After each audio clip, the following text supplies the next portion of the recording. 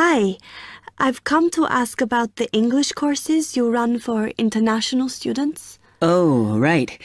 I assume you're a student at the university. Yes, I've just started. Okay. Well, we've got a range of courses. It depends what you think you need and how much. Oh. We can't run everything at the same time, though. So, for example, in this first term, we are just doing a writing course. I see.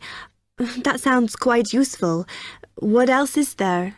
Some of the courses only run for single terms, and we tend to focus on what students have difficulty with. That means we don't usually do speaking courses, but next term you can do listening. Oh. That'll help you with lectures and things. Our provision is all based on what the majority of our international students need. So is everything term-based? There's nothing that you run all year? Well, let's have a look. Yes, there is a class for vocabulary and grammar every term. That's for everybody, but it's split into 3 or 4 levels. And what about in the holidays? We don't do anything during the winter or spring break. Oh. But over the summer, there's just general classes because that's what most students want. A bit of everything. Okay, quite a variety then. I'll have a think about what I really need because I haven't got much time. Do you have about 20 students in each class, the same as our science seminars? We try to keep it at about 12 and certainly not more than 15. It's important for language classes. They're very different from your normal courses. Right. And how much are the classes? The rate varies depending on how many hours you attend, but you shouldn't have to pay. Usually, the department will fund you and even sort out which classes you need. Brilliant. It would be quite useful for me to have a certificate to take back to my country. Do you put us in for exams? Yes, but we don't like them to clash with your main course exams in June, so we run them in May. Oh. That leaves you time for revision. Do I have to sign up for something now? I'm not quite sure what I want. Classes haven't quite started yet, so you've got time to decide what you do. All we insist is that you sign up before week 5. That gives you about 3 weeks to decide. Okay. You now have 15 seconds to read questions 8 to 10.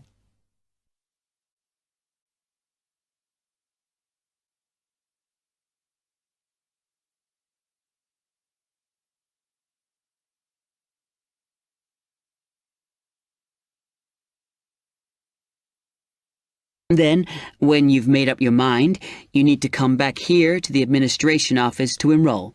What do I need to bring with me when I enroll?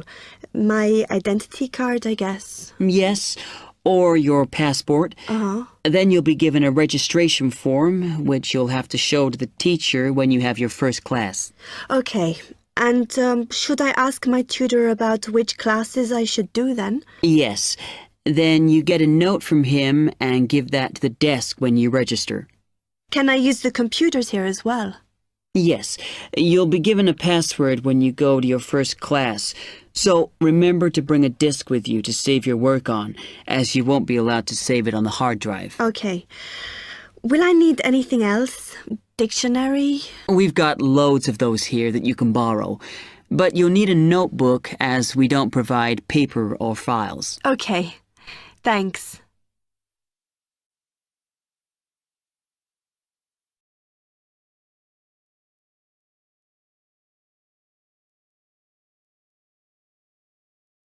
That is the end of part 1. You now have half a minute to check your answers.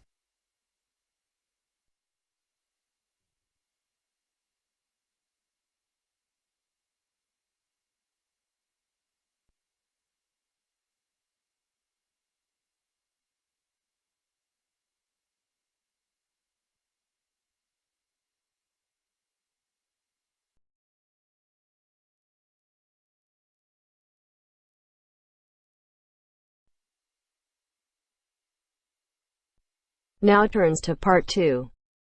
Part 2.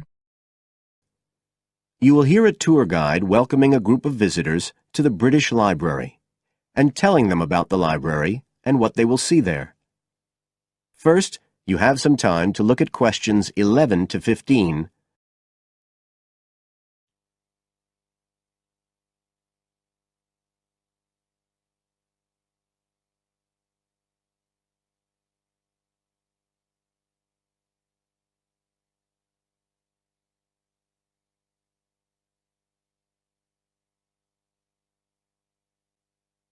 Now listen carefully and answer questions 11 to 15. Good afternoon, ladies and gentlemen, and welcome to your very own tour of the British Library on this lovely afternoon. My name is Tony Walters, and I'm your guide for today. Could I please see your tickets for the guided tour? I'd also like to remind you that any tickets bought today do not include a visit to the reading rooms. I'm afraid we don't do visits on Fridays, or any weekday during working hours, so as not to disturb the readers. But if you do want to see those rooms, the only day there are tours is on Sundays. So, I don't want anyone to be disappointed about that today. OK? Thank you. Right, we'll start with a brief introduction. As many of you know, this is the United Kingdom's National Library, and you can see that this is a magnificent modern building. It was first designed by Sir Colin St. John Wilson in 1977, and inaugurated by Her Majesty the Queen more than 20 years later in 1998. As you can see, the size is immense, and the basements alone have 300 kilometres of shelving, and that's enough to hold about 12 million books. The total floor space here is 100,000 square metres, and, as I'll show you, the library houses a huge range of facilities and exhibition spaces. And it has 1,000 staff members based here in the building.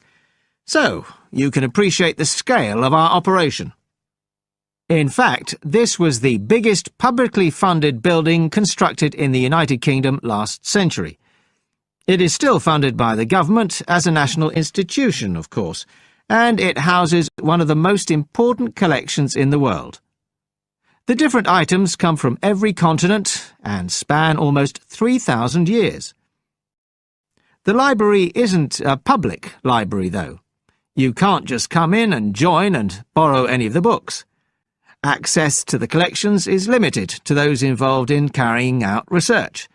So it's really a huge reference library for that purpose, and anyone who wants to consult any materials that are kept here can formally apply to use the library reading rooms. You now have some time to look at questions 16 to 20.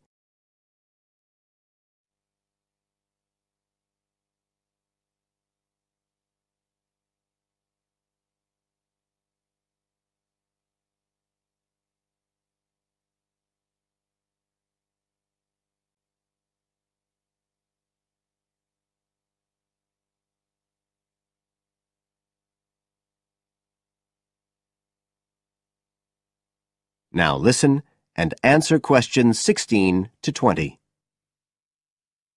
Right, well, here we are, standing at the meeting point on the lower ground floor, just to the right of the main entrance.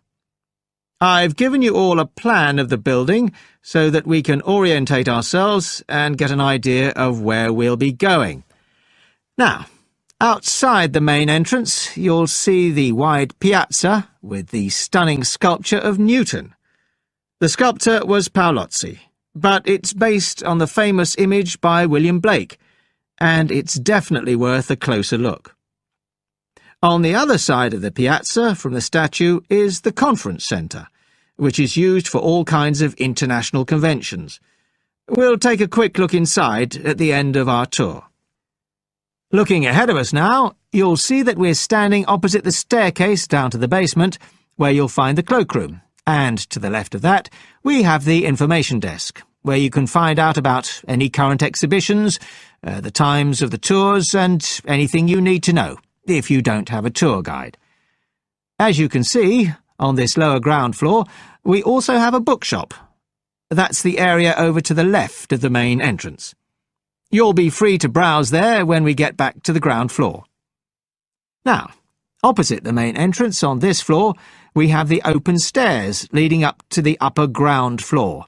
And at the top of them, in the middle of the upper ground floor, you can see a kind of glass-sided tower that rises all the way up through the ceiling and up to the first floor. This is called the King's Library. It's really the heart of the building. It was built to house the collection that was presented to the nation in 1823 by the King. You can see it from every floor above ground. When we go up there, you'll find the library's treasures gallery on the left. Can you find it on your plan? That's the exciting one. So we'll be visiting that first, but we'll also take a look at the stamp display situated behind it on the way to the cafe. A lot of people miss that. The cafeteria runs along the back of the floor, and in the right-hand corner you'll find the lifts and toilets. Always good to locate them. The other main area on that floor is the public access catalogue section, and I'll show you how that operates when we get up there.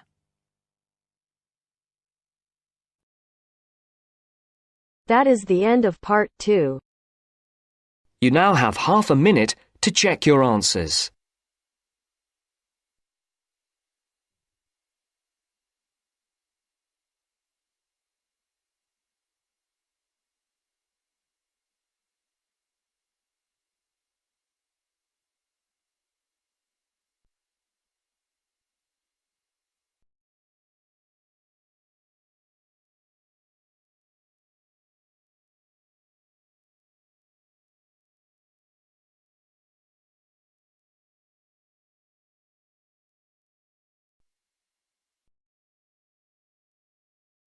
Now turns to part 3. Part 3. To hear a reporter from the New York Times who is presenting a news report prepared by Dion Ciarci and Robert Gebeloff on the topic Middle Class Shrinks, further as more fall out instead of climbing up. First, look at questions 21 to 23.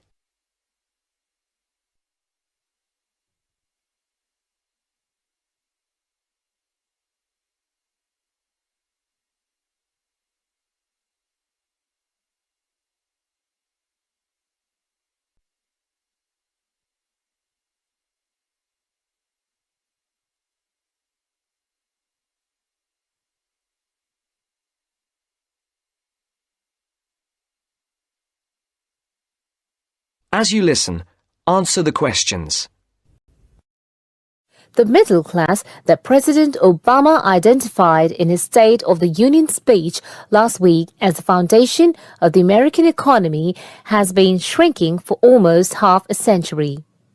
In the late 1960s, more than half of the households in the United States were squarely in the middle, earning, in today's dollars, $35,000 to $100,000 a year. Few people noticed or cared as the size of that group began to fall, because the shift was primarily caused by more Americans climbing the economic ladder into upper income brackets. But since 2000, the middle class's share of households has continued to narrow, the main reason being that more people have fallen to the bottom. At the same time, fewer of those in this group fit the traditional image of a married couple with children at home, a gap increasingly filled by the elderly. This social upheaval helps explain why the president focused on reviving the middle class, offering a raft of proposals squarely aimed at concerns like paying for college education, taking parental leave, affording childcare, and buying a home.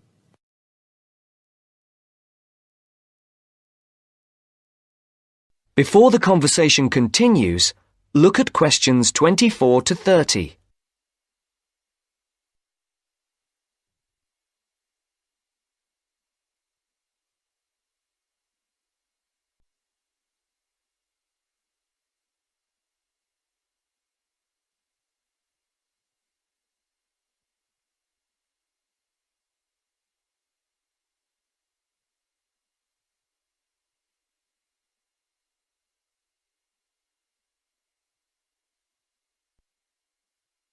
Now listen to the second part of the discussion.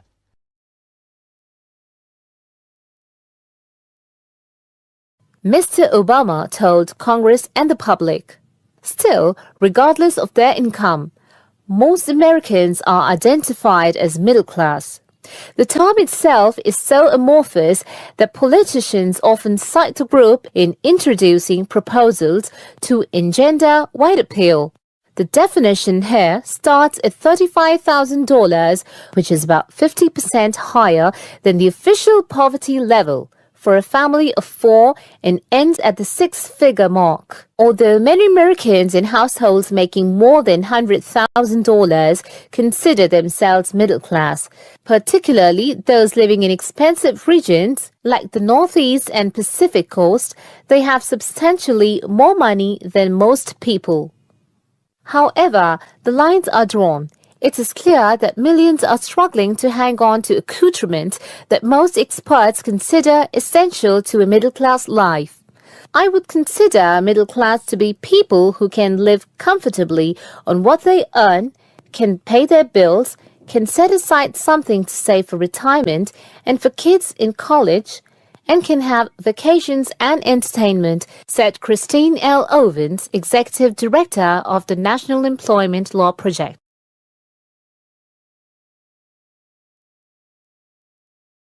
That is the end of part 3. You now have half a minute to check your answers.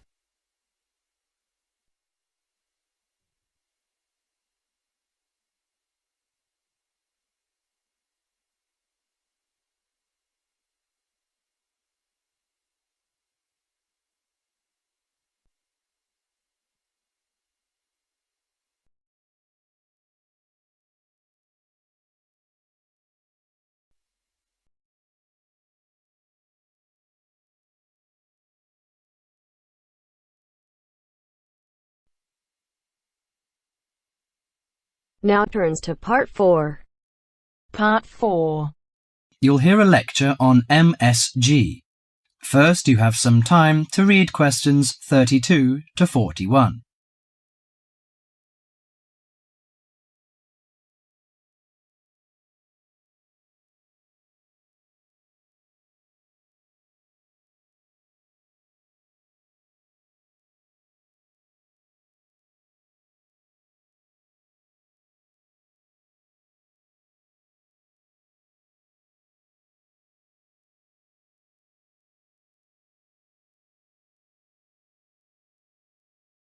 Now listen to the conversation and answer questions 32 to 41. You've probably noticed that MSG appears regularly among the ingredients of your favorite foods. But what is it? How long has it been used? How is it used? MSG, or monosodium glutamate, is a chemical commonly used to add flavor to salty or sour tasting foods. The average person knows almost nothing about it, but today MSG is found in everything from potato chips to soup. Its principal component is an amino acid called glutamic acid or glutamate.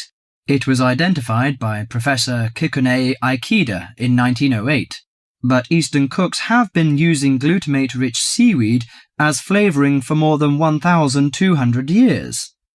Glutamate is found in 2 forms. Bound glutamate, which is linked to other amino acids forming a protein molecule, and free glutamate, that has no link to protein. Only free glutamate is effective in enhancing the flavor of food. Foods often used for their flavoring qualities, such as tomatoes and mushrooms, have high levels of naturally occurring free glutamate. MSG is usually produced through fermentation of corn, sugar beets, or sugar cane. The finished product is a pure white crystal, which dissolves easily and blends well in many foods. Monosodium glutamate enhances the basic flavor of many foods. New studies also show that MSG elicits a unique taste that is known as umami in Japan and often described by Americans as a savory, broth-like or meaty taste. Umami may be the 5th basic taste, beyond salty, sweet, sour, and bitter. As an integral part of cuisines around the world, this savoury taste is common to the bouillons of Europe, the oyster sauce of China, the soy and fish sauces of Southeast Asia, the pizza of Italy, and the chowders and stews of America. MSG helps bring out the best natural flavours in a variety of foods such as meat, poultry, seafood, and vegetables. While MSG harmonises well with salty and sour tastes, it contributes little or nothing to sweet or bitter foods. Results of taste panel studies indicate that a level of 0.1 to 0.8% MSG by weight in food provides optimum enhancement of the food's natural flavour. This is within the range of glutamate that naturally occurs in foods. Approximately 1/2 teaspoon of MSG is an effective amount to enhance the flavour of a pound of meat or 4 to 6 servings of vegetables or soup. MSG is a self-limiting substance. Once the proper amount is used, adding more contributes little to food flavour. Overuse of MSG, as with many other seasonings and spices, may cause some foods to have an undesirable taste. There is simply no substitute for wholesome quality food and good cooking techniques. MSG makes good quality food taste better, but will not improve the flavour of poor quality food. Disturbingly, scientists have known since the 1960s that MSG kills brain cells in young animals. Further research suggested that MSG may also be responsible for ailments ranging from skin rashes to irregular heartbeat and depression. Reports vary on just what percentage of the population is sensitive to MSG. One researcher put the figure as high as 30%, but food industry-sponsored studies have suggested it as low as 1 to 2%. Baby food manufacturers agreed to take MSG out of their products in the 1970s, but it is still widely used in other foods. This is because MSG is an economical way of stimulating great taste. If you're making a chicken stew but can't afford a whole chicken, why not use a little chicken and a lot of MSG? Consumer groups in the USA campaign regularly against its use, but for many of us, MSG will continue to be a part of everyday life. Food, it seems, will always be a matter of personal taste. That is the end of part 4. You now have half a minute to check your answers. When you need my voice, I'm here. When you need my voice, I'm here. When you need my voice.